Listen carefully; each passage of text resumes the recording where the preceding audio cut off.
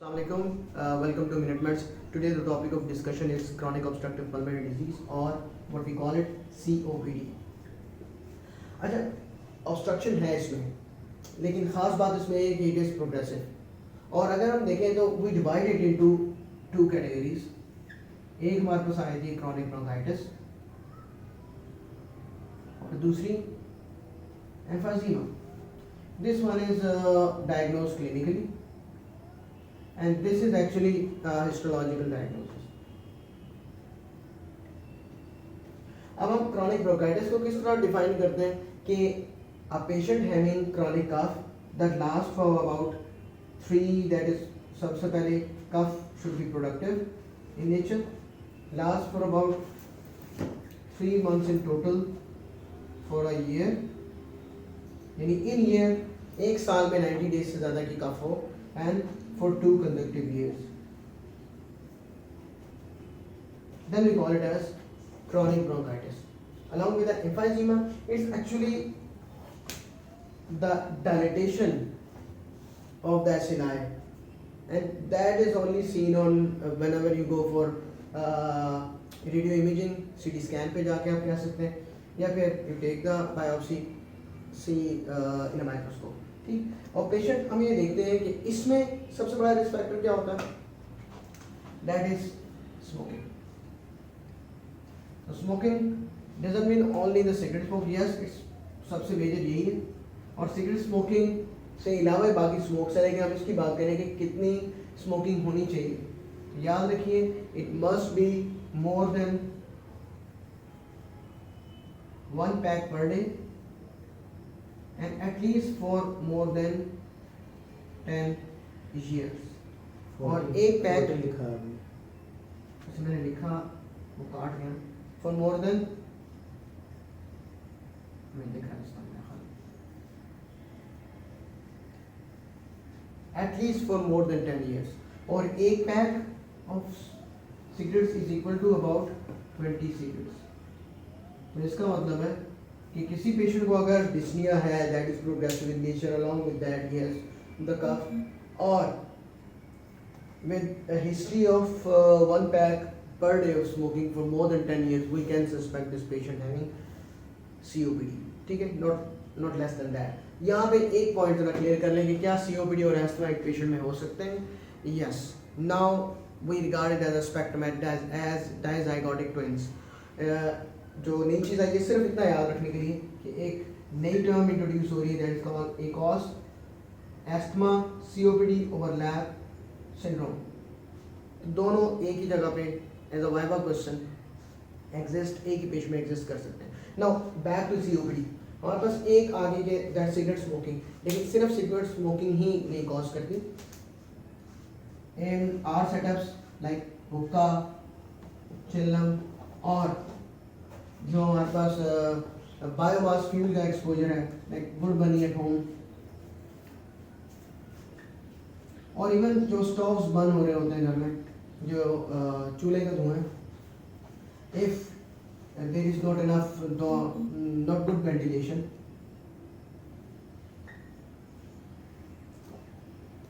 तब भी ये चीज़ हो सकती है. ठीक है जी. अब हम ये तो हमने बात करी थोड़ी सी पैथोफिजियोलॉजी की, हम बात करते हैं कि how the patient presents. Then clinical symptoms. अगर पेशेंट में अच्छा क्रॉनिक ब्रोंकाइटिस ज़्यादा प्रीडोमिनेंट है तो आपके पास सही क्रॉनिक प्रोडक्टिव कफ आ रही होगी, सेम वही पैटर्न होगा फॉर मोर देन 2 years से कफ चल रही है. दूसरी डिस्निया, एंड खास डिस्निया ये है दैट इज प्रोग्रेसिव. और डिस्निया को हम ऐसे पेशेंट में क्वान्टिफाई किस तरह करते हैं, by modified medical research council dyspnoea scale. इतना पता होना चाहिए कि पेशेंट एट रेस्ट डिस्ट्रिक्ट तो नहीं है, या मिनिमल 100 मीटर्स तक फ्लैट पे चलने में डिस्ट्रिक्ट तो नहीं है, या फिर ये है कि अपने कंटेम्परेरीज के साथ चलते हुए ही has to stop at take the breath, या इससे आगे जो है वो ये है कि स्ट्रेस पे चलने से पेशेंट ब्रेथलेस होता है, और एट द एंड सिर्फ स्ट्रीनस एक्सरसाइज में, otherwise he is not breathless at all. ये सारी की सारी डिस्निया की वो है. याद रखिए मेन जब भी प्रोग्रेसिव डिस्निया हो अलॉन्ग विद प्रोडक्टिव का पेशेंट है history of cigarette smoking, do think about COPD. Now, how to approach this patient clinically? Examination. ज़्यादा these patients जिस हमने बात की, these are dyspneic. इसको टेकिपनिया होगा. मैं और डीप में नहीं जा रहा कि ब्लू ब्लॉटर और पिंक पफर बहुत ज़्यादा चीज़ें चली जाती, ठीक है. अभी सिर्फ ठीक what we see in the hands is asphexis or the flapping tremor, because when you see in COPD there is type 2 respiratory failure हो ही नहीं रहा. तो जब भी आपके पास टाइप 2 respiratory failure में क्या होता है, जो मैं भी आपको बताऊंगा, there is hypercapnia, you are not able to breathe out the air, तो carbon dioxide gets accumulated in the blood, that's why you get that flapping tremor. ठीक है जी. ऐसा कि अपने हैंड से स्टार्ट करना है. उसमें हम अगली चीज़ पे आते हैं, pulse. Due to tachypnoea patient must be tachycardic, must be ये एक खास बात जो होती है जिसके पास देखते हैं patient of COPD is due to hypercapnia there is high volume bounding pulse होती है, जो बाउंडिंग पल्स होती है. और इसी वजह से हमारे पास हम हैंड्स देखते हैं तो उसमें हम देखते हैं कि वार्म हमारे पास पेरिफेरीज भी आ रही होती है. क्यों होती है? क्योंकि जब हमारे पास हाइपरकैपनिया होता है तो पेरिफेरल वेसोडाइलेशन होती है. उस वजह से हमारे पास हैंड भी इनके वार्म मिलते हैं, और हम जब इनकी पल्स चेक करते हैं that is bounding pulse, high volume pulse होती है. ठीक है. देन हम चले जाते हैं डायरेक्ट देखने के लिए कि चेस्ट कैसी है पेशेंट. जिस तरह मैंने कहा, कोई भी रिस्पायरेटरी पैथोलॉजी हो आपके पास चेस्ट की एक्सपेंशन कम ही आती है. तो उसमें एक्सपेंशन इज रिड्यूस्ड और bilateral chest movements also reduced. This means कि यूनिलैटरल बाउंड नहीं है, दोनों लेंथ इन्वॉल्व है. आते जी वोकल फ्रेमेटस में. वोकल फ्रेमेटस में क्या होगा जी? हाइपर इन्फ्लेशन है ना, हाइपर रेजोनेंट. ठीक है. इसमें कहेंगे वैसे इंक्रीज कहते हैं, हाइपर रेजोनेंट यूज करते होते जब हम परकशन यूज करते हैं. ठीक है. वोकल फ्रेमेटस इंक्रीज होती है, परकशन नोट हमारे पास हाइपर रेजोनेंट आएगा. जब हम ऑस्कल्टेशन पे आते हैं ऐसे पेशेंट में, इसमें हमें क्या मिलता है? इसमें हमें वही जो हमने वोकल फ्रेमेटस वाली बात की थी, हम उसी को यहाँ दोबारा चेक करते हैं. स्टैट हमने रखी और हम कहते हैं पेशेंट को तीन बोले. And then the vocal resonance is increased. And then what about the breath sounds? These are यहाँ पे हमें bronchial breath sound नहीं, bronchial जो है ना वो सिर्फ आपको उस वक्त मिलेगी जब कोई कंसल्टेशन होगी. तो या तो लंग ट्यूमर में मिलेगा या निमोनिया. ठीक है. मोस्ट मेनी आपको बायलैटरल एक्सपायरेटरी ब्रोंकाई मिलता है, सेम जिस तरह के आपके पास एस्मा में थे वैसी चीज़ मिलती है. अब हम किस तरह बाकी चीज़ें देखेंगे. अच्छा, ऐसे पेशेंट में अगर हम जाते हैं, हमने ये चेस्ट तो देख ली, इसका हम प्रिकॉर्डियम भी देखना चाहते हैं, बिकॉज प्रोग्रेसिव डिस्नी है, माइट बी हार्ट फेलियर, बाकी चीज़ें मिल गई, या कंकमिटेंट हार्ट फेलियर हो सकता है. हम क्या करते हैं ऐसे पेशेंट में, जब हम प्रिकॉर्डियम में एपेक्स को हम जब ढूंढते हैं, ठीक है, that is usually present in the fifth intercostal space due to hyperinflation. This goes in the middle of the chest. तो ये हमें ज़्यादातर displaced apex मिलता है. हमें जो आपके पास जो हार्ट साउंड होती हैं, these are distant. ठीक है. सारी की सारी एयर की वजह से आवाज़ आ ही नहीं रही होती. इवन हमें जो अच्छा सुनाई देता है that is in the epigastrium.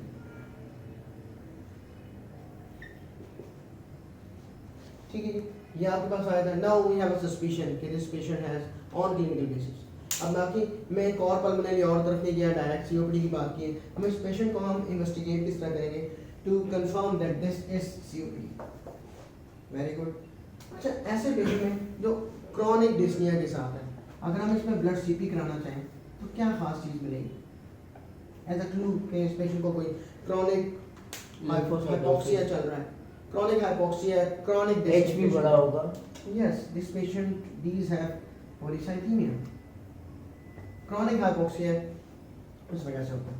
Chest x ray में हमें क्या चीज़ मिलती है इस पेशेंट जब हम कराते हैं? यस, हाइपर इन्फ्लेटेड लंग्स होती हैं।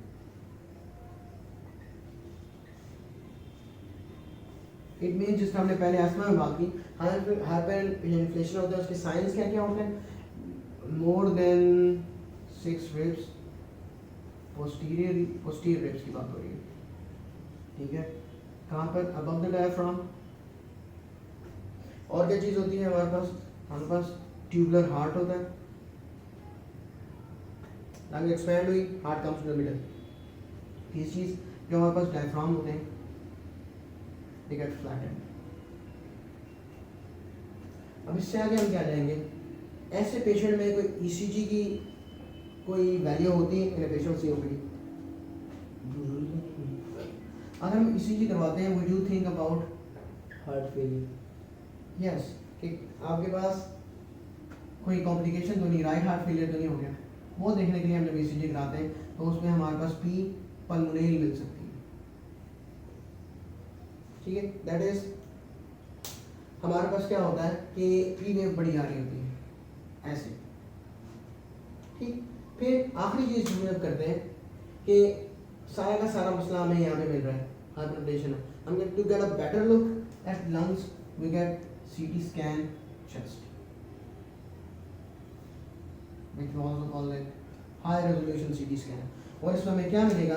जहाँ पे अगर एम्फाइजीमेटस है तो वहाँ हमें बुले, यस, एम्फाइजीमेटस बुले जो है वो हमें वहाँ मिल जाते हैं,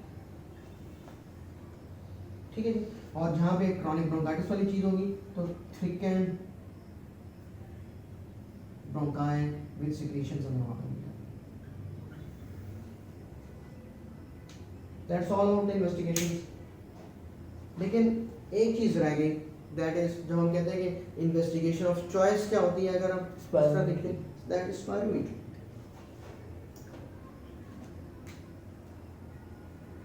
हमारे पास और भी होती है जिसमें हम लंग वॉल्यूम्स देखते होते हैं, जो डीएलसीओ वगैरह है, हीलियम डाइल्यूशन मेथड्स हैं, लेकिन हम स्पायरोमीट्री की तरफ उसकी बात करते हैं। नॉर्मल जो FEV1 है, that is the force expiratory volume in 1 second. अगर इसकी और जो फोर्स्ड वॉल्यूम फोर्स्ड क्या कहते हैं, फोर्स वार्टिंग capacity, that is you ask the patient to blow the air whatever you have, और जितनी भी लंग्स की पूरी फोर्स लगा के आप जितनी एयर ब्रीद आउट करते हैं, रेजिडुअल वॉल्यूम के अलावा बाकी सारा का सारा निकल जाता है। जब इसकी हम रेशियो निकालते हैं तो नॉर्मल आदमी में ये ग्रेटर देन और इक्वल टू 80% होती है। That is decreased in any obstructive disease, यानी सीओपीडी में भी हो गया, अस्थमा में भी हो गया, ठीक है। लेकिन इसकी खास बात क्या होती है, जैसे मैंने अस्थमा में की थी, कि इसमें नो रिवर्सिबिलिटी और वेरी लिटिल रिवर्सिबिलिटी। तो अगर आप बैक साइड में या आप यहाँ पे अस्थमा को इसके साथ कंपेयर करना चाहें, ठीक है, तो आप क्या करते हैं कि FEV1 एट रेस्ट लेते हैं, then you give bronchodilator challenge. आपने साल्बुटामोल से न्यूबलाइज कराया पेशेंट को, ठीक है, एंड देन आपने देखा उसके बाद देयर इज, जिस तरह एस्मा के अंदर 15% से ज़्यादा FEV1 में इंक्रीज आती है, तो there is no increase in FEV1। You do think about this is COPD, ठीक है जी। अच्छा, हमने ये बात कर दी कि FEV1 और FVC 80 है।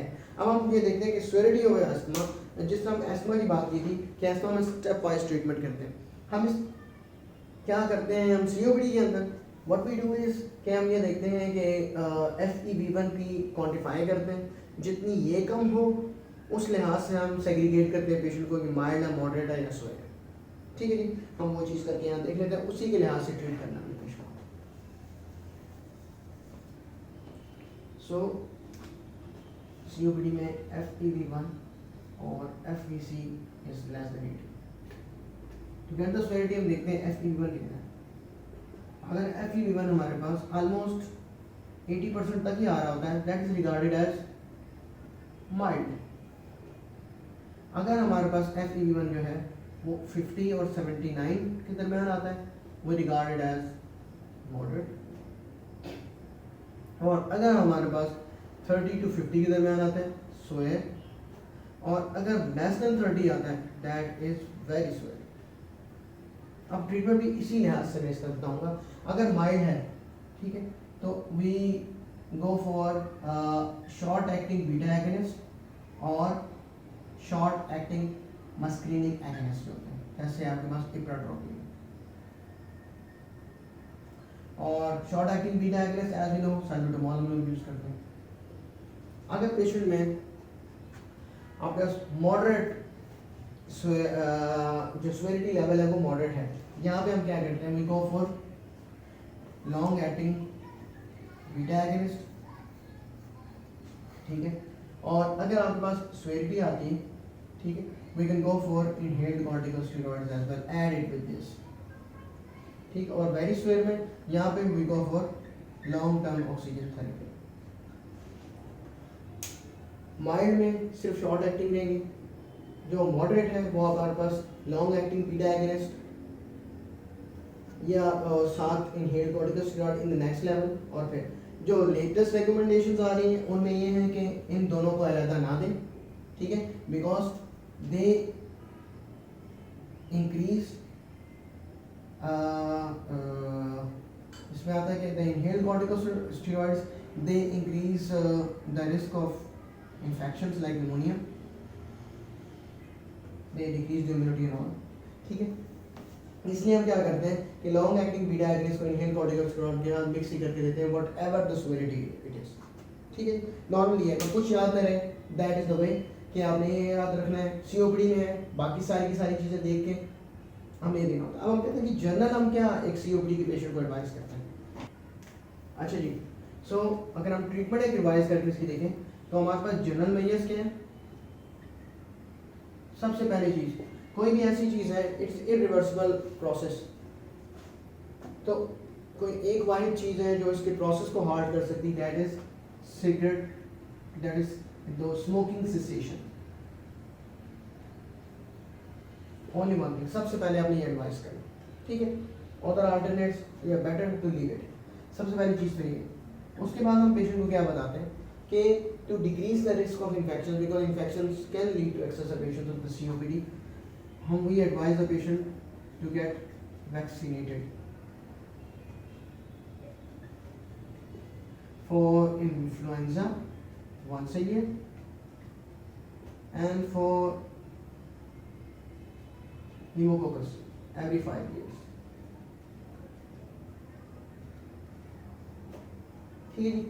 Then what we call it as pulmonary rehabilitation. These are the group therapies. Bunch of people, आपको ये बताया जाता है इसमें कि how to limit you, सबसे पहले तो how to understand this disease, how to decrease its intensity,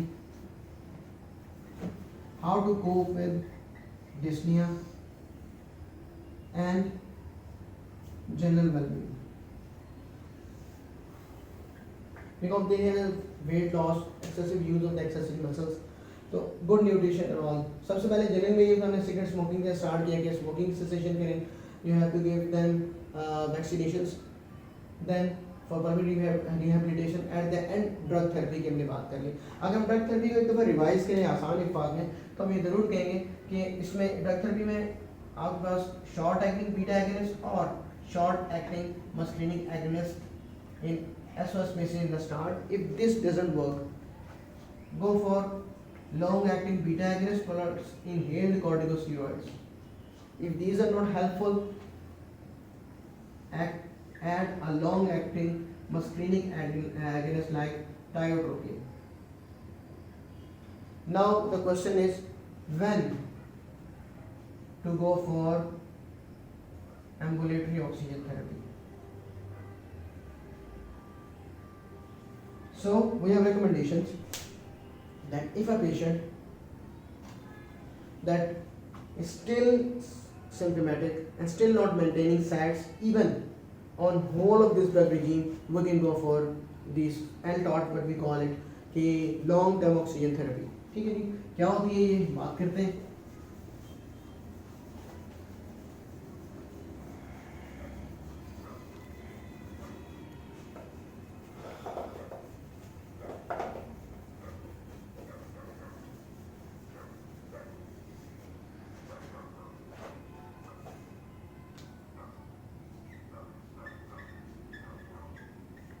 ठीक है, these are for those patients who have the PO2 that is less than, इसको रहने देते हैं, that are still symptomatic even on whole of this treatment.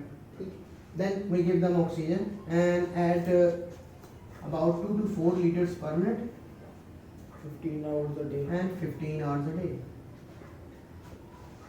It's ज़्यादा अच्छा है कि up to 18 तक लेके चले जाएं, लेकिन at least 15 hours per day. ठीक है, and this as we have evidence-based evidence that there is increase in the so क्या कहते हैं कि 3-year जो life है that increases in about 50% of the patients. बल्कि ये कुछ कहने की जरूरत नहीं, ठीक है, बस इतनी करनी है ना, आपको क्या करना है। ठीक है, तो as not 2 to 4 liters 15 hours a day आपने एक पेशेंट से देना होगा। नाउ व्हाट एल्स, एक पेशेंट है जो ऑक्सीजन थेरेपी और इस पे है, ठीक है, क्या what else can we do to this patient to remove his stress. अगली ये है कि there are surgical procedures. If on the CT scan we have bullas, then we can go for bulectomy, remove the bulla, and second we can go for lung volume reduction surgery.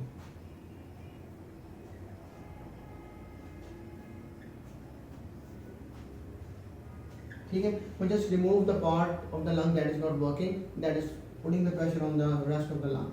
So that's all about the treatment of chronic obstructive pulmonary disease. Thank you.